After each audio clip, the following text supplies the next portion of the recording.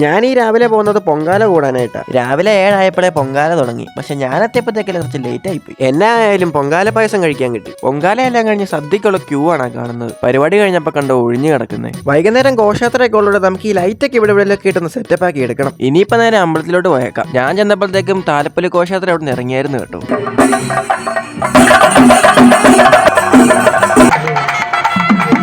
സ്റ്റേജിന്റെ അടുത്തടുത്ത് ലേലം തുടങ്ങാനുള്ള പരിപാടിയൊക്കെയാണ്. ഇത് നല്ല കിടില സാധനമാണ് കേട്ടോ. ഘോഷയാത്ര ഒരു റൗണ്ട് കഴിഞ്ഞ് നേരെ ടൗണിൽ വന്നായിരുന്നു കേട്ടോ. ഗരുഡൻ പറവയൊക്കെ പുറകെ വരുന്നേ ഉള്ളൂ. ഒരു സൈഡിലാണ് വണ്ടി മൊത്തം ബ്ലോക്ക് ആട്ടോ. ഒരു സൈഡിൽ കൂടെ ഇവിടെ ലേലം തുടങ്ങി കേട്ടോ.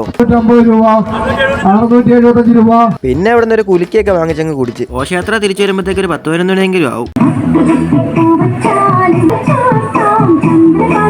നമ്മളും വീട്ടിൽ വിളക്കൊക്കെ കത്തിച്ച് വെച്ചേക്കും കേട്ടോ. ഇത് നമ്മുടെ എപ്പിക് ഇവന്റ്സിന്റെ ഡെക്കറേഷനാ. കൊള്ളാല്ലേ? അങ്ങനെ കലാശക്കൊട്ടിന്റെ സമയമായി.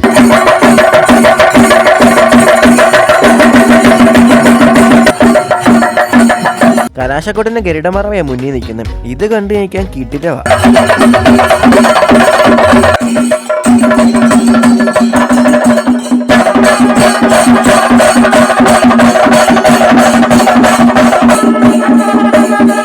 അങ്ങനെ അതും കഴിഞ്ഞു. ഇനിയിപ്പോ ബാല കാണാനുള്ള കാത്തിരിപ്പ. പൂഞ്ഞാർ ഭരതകലയുടെ ആട്ടോ ബാലെ. മീരാനന്ദനും. പിന്നെ ഞാൻ ബാല മൊത്തം ഇരുന്നങ്ങ് കണ്ട്. എല്ലാ പരിപാടിയും കഴിഞ്ഞപ്പോൾ വെളുപ്പിനെ 3 മണി കഴിഞ്ഞു. ഇനിയിപ്പോ ഞാൻ നേരെ വീട്ടിൽ പോയേക്കുക. അപ്പൊ നമുക്ക് ഇനി അടുത്ത വീഡിയോ കാണാം. Okay, by.